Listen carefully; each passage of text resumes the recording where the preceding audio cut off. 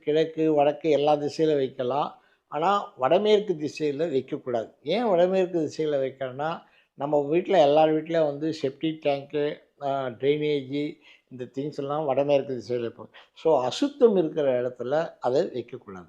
துளசி மாடத்துக்கு ரெகுலரா தீபம் போடுறது, 4 பக்கமும் தீபம் போடுறது ரொம்ப விசேஷம்.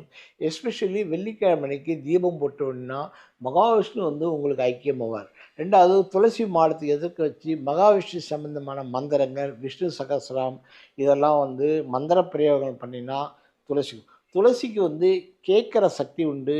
உங்களுடைய எண்ணங்களை, உங்களுடைய வேண்டுதல்களை மேல அனுப்பி பிரபஞ்சத்துக்கு அனுப்பும். அத அனுப்பிச்சுட்டு அந்த பிரபஞ்சத்தில பாஸ் ஆகி உங்களுக்கு அந்த நன்மைகள் உங்களுக்கு கிடைக்கும்.